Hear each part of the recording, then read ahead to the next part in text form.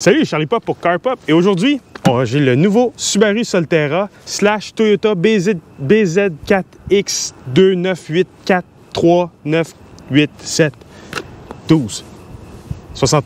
Bref, achetez-vous un Solterra, c'est plus simple. Donc, le Solterra est un SUV compact entrée de gamme électrique qui vient seulement avec le 4 roues motrices, tandis que le BZ4 vient en traction avant ou 4 roues motrices en option. Donc, le Solterra commence autour de 54 000 $. Ici, on a le modèle milieu de gamme qui est environ 58 000 $ et la version de gamme dépasse les 60 000 $. On a le droit à la subvention de 12 000 $ du gouvernement. Et aujourd'hui, je vais vous le présenter et je vais vous donner mon opinion dessus. Désolé pour la saleté du véhicule, les conditions routières ne me permettent pas de l'avoir propre aujourd'hui. Peu importe où tu vas, il va être sale. Est-ce que je peux essayer votre véhicule? Si je peux, envoyez-moi un courriel à l'adresse en bas. Elle va être aussi dans la description. Et envoyez-moi comme titre votre modèle de véhicule avec l'année. Et je vais communiquer avec vous si je suis intéressé ou si j'ai le temps. On va voir comment ça va pogner. Ouais, c'est ça. De l'avant, le Solterra ressemble à une Ford Focus qui fait la baboune. On a des phares qui rappellent vraiment la Ford Focus ST. Et on a une genre de calandre ici que... Étant donné que le véhicule est noir, on ne remarque pas vraiment, mais il est entouré d'un plastique noir.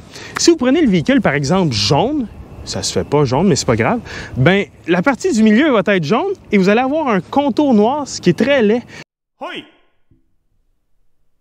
Donc, le noir sauve la mise. Les fogs sont très mal placés, ils vont se faire briser, mais ça, c'est le cas pour à peu près n'importe quel véhicule au Québec. La trappe d'air ici, c'est pour améliorer l'aérodynamisme. Comme vous voyez, je peux littéralement passer ma main et ça vient donner un petit look sportif au véhicule. Sur le côté, on a les fameuses ailes Subaru en plastique noir pour protéger la peinture et qui donnent un look hors route. Même chose ici. Et on peut voir ici qu'on a quand même une assez bonne garde au sol, ce qui est assez rare dans les véhicules électriques. La plupart des véhicules électriques sont très bas. À l'arrière, on a la ligne de toit qui descend, ce qui a amélioré l'aérodynamisme. Par contre, on perd de l'espace cargo. Parlons jantes. Le Solterra vient d'origine avec des roues 18 pouces, mais ici, on a le modèle milieu de gamme qui vient avec du 20 pouces, ainsi que le modèle haut de gamme qui va venir aussi avec du 20 pouces. On pourrait faire une blague et dire qu'on a des roues, parce qu'en ce moment, il y a un rappel sur ces roues-là. On a un problème que le concessionnaire règle dès que le véhicule arrive. On a des morceaux de plastique qui viennent clipper dans les jantes. Je ne sais pas si ça va tenir avec le temps, on va voir. Et côté coût de remplacement, c'est assez élevé. À l'arrière du Solterra, on a une gainée jaune. C'est pas d'origine, c'est pour cacher la plaque. À l'arrière du Solterra, on a un aileron assez bizarre. Ça a l'air que ça vient améliorer énormément l'aérodynamisme. Ça donne un look particulier, mais en même temps sportif. Moi, j'aime bien. On a aussi un petit becquet arrière qui vient améliorer l'aérodynamisme. On dirait vraiment que l'arrière est un mélange entre le Tesla Model Y et une Subaru Impreza. On a des lumières arrière de Subaru Impreza, mais on a le look général du modèle Y. C'est vraiment beau. Niveau capacité de remorquage, on ne peut pas remorquer avec le Solterra. On peut avoir un attelage, mais seulement pour mettre des vélos. Donc, aucune capacité de remorquage, malheureusement. Parlons à l'intérieur du Solterra. On a un coffre qui est assez volumineux. On est dans la moyenne pour la grosseur du coffre, on est dans la moyenne des SUV compacts. On a environ 600 litres de cargo. Le vrai chiffre va être en bas. Fait important à dire, on a juste une petite lumière, on voit pas grand-chose le soir. Une autre chose, on a un subwoofer, parce que ça ne me tente pas de dire qu'elles sont graves. Dans la valise, il faut faire attention pour ne pas l'accrocher. Malheureusement, on n'a aucune façon de baisser le banc à l'arrière. Il faut aller à l'avant. Une fois les bancs baissés, on a au-dessus de 2000 litres d'espace cargo. C'est excellent. À l'arrière du Solterra, on a quand même beaucoup d'espace pour les jambes. C'est super. Pour la tête, c'est un peu juste, mais ça va. On a des sièges chauffants dans cette version-ci, ainsi que des ports USB à l'arrière. C'est génial. Sinon, il n'y a pas grand-chose à dire. La finition est bonne. On a une fenêtre électrique et c'est ça. C'est un véhicule qui est très accommodant pour une petite famille. Maintenant, parlons accessibilité à l'avant pour le Solterra. La ligne de toit est très inclinée pour le profil aérodynamique, ce qui cause un problème. Il pète la tête, puis là, après ça, il devient niaiseux. Mais c'est ça, il faut vraiment que je me baisse la tête pour rentrer à l'intérieur du véhicule. C'est pas très agréable. Ça m'est arrivé 3 fois lors de l'essai routier de me cogner la tête en embarquant sur 3. La présentation intérieure et la qualité de fabrication est excellente.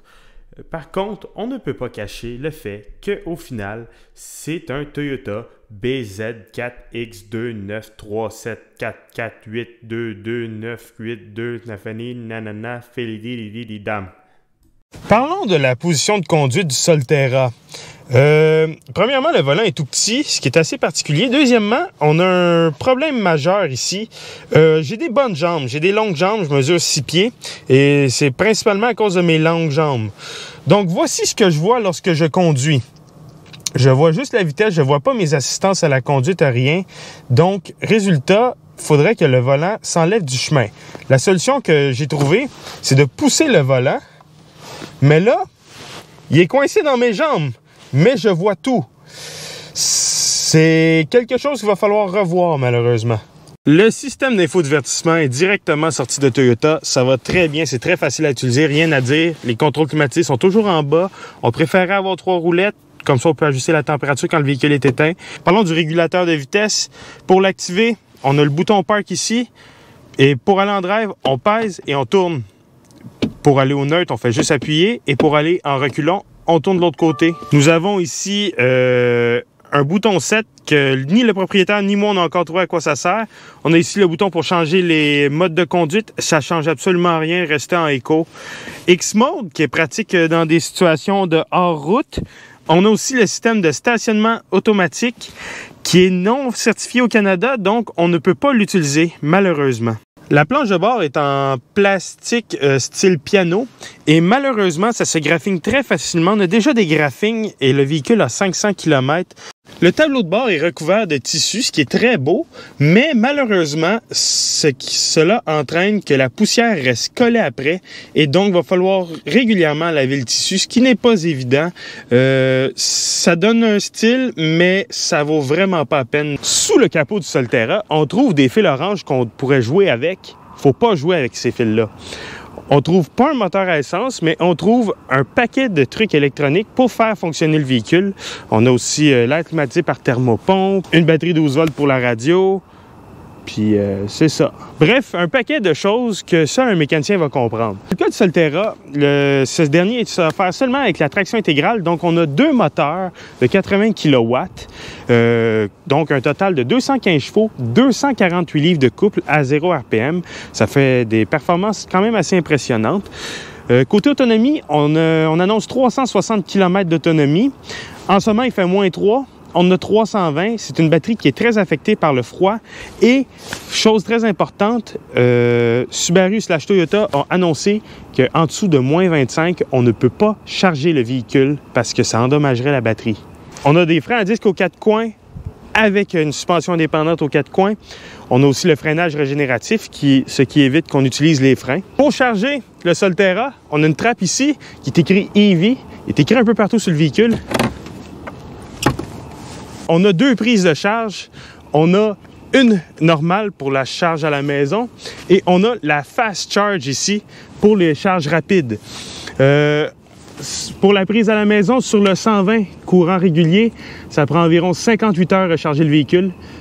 Fait que personne ne fait ça. Sinon, sur le 220, ça prend environ 8 heures à charger le véhicule. Et pour le Fast Charge, on peut aller chercher 80% en environ 45 minutes. Bon, conduire le Solterra. Ben, ça se conduit comme un Toyota.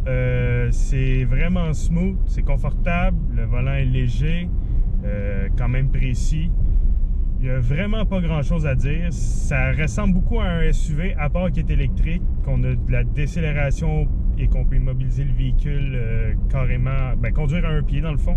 Donc la visibilité est excellente. Le seul défaut, c'est les angles morts qui sont quand même assez gros. Très confortable, on sent vraiment pas beaucoup les bosses sur la route.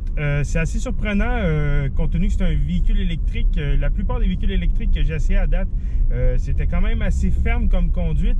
Celui-là est très doux, très smooth et ça va rejoindre beaucoup de gens. Donc j'ai pu faire l'essai de la traction intégrale.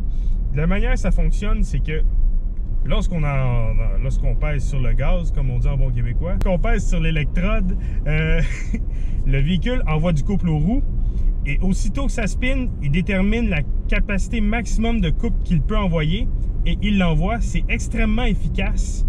Ça fonctionne très bien. L'insonorisation est très bonne. On est bien isolé de la route et on entend peu les autres véhicules qu'on croise. Là-dessus, c'est un point fort du véhicule. En plus, on n'a pas de moteur à essence qui fait du bruit. Donc, l'insonorisation est superbe. Donc, conclusion pour le Solterra /BZ4X 6912899420. Beaucoup de gens ont reproché que ça a pris du temps à Toyota et Subaru de rentrer dans l'électrification et beaucoup disent que ce véhicule-là ne se démarque pas assez et moi, je ne suis pas d'accord avec ça. Ce que j'aime beaucoup de ces deux produits-là, c'est qu'on arrive avec une approche conservatrice, mais dans le bon sens. On amène exactement ce que tout le monde veut, mais à la sauce électrique. Donc, on a le rouage intégral. On a au-dessus de 200 mm de garde au sol. C'est rendu très rare dans un VUS compact de nos jours. On a une excellente valise. Ce sont tous des choses qui manquent à d'autres véhicules électriques, comme par exemple, prenons le Mustang Mach-E, que l'on nous dit que c'est un VUS compact, mais qu'en réalité, l'intérieur a plutôt des dimensions d'un VUS sous-compact. Ou le Ioniq 5, même chose, on nous dit que c'est un VUS compact, c'est plus un VUS sous-compact, et dans les deux cas, ils n'ont pas beaucoup de garde au sol. Le BZ4X/Solterra arrive avec une approche plus conservatrice que ses rivales, et à mon avis, ça va marcher. Maintenant, l'autonomie est un peu juste dans les versions 4 roues motrices. On parle de 360 km. C'est un peu juste, je dirais. Oui, on va être capable de faire un Montréal-Québec, mais en hiver, il y a des fortes chances qu'on perde 50% d'autonomie, et ça peut faire mal. Et un autre gros problème que ces véhicules ont et que j'ai mentionné, on ne peut pas les charger en bas de moins 25 degrés. Donc, quand il fait des moins 25, moins 30, à l'extérieur, si le véhicule est à l'extérieur, on ne peut pas le charger par souci de protection pour la batterie. Et c'est une réalité des véhicules électriques. Oui, certains véhicules l'autorisent, mais vous allez endommager la batterie puisque cette dernière est composée de liquides qui cherchent à geler, tout simplement. Et donc, on crée un choc thermique qui peut altérer la capacité de la batterie à long terme. Maintenant, venons-en au prix.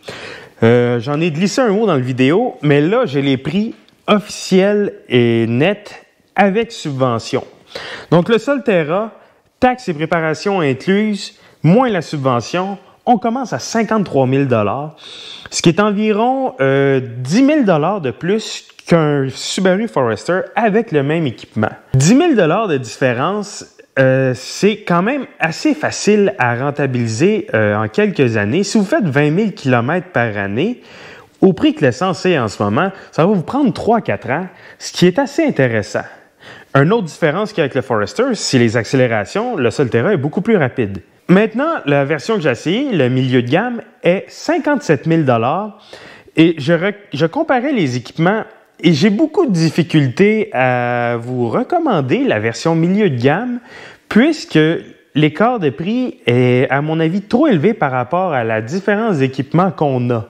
La version tout équipée est 61 000 $ et ça commence à être assez dispendieux pour un véhicule entrée de gamme. Si vous êtes capable de vous offrir les paiements d'un véhicule de 61 000 $ et l'essence, vous avez une panoplie de SUV compact, de luxe, dans ces prix-là, super bien équipés, dont un qui va suivre d'ici 2 semaines que j'essaie, le Lexus NX350H, qui est hybride. Il est un petit peu plus cher.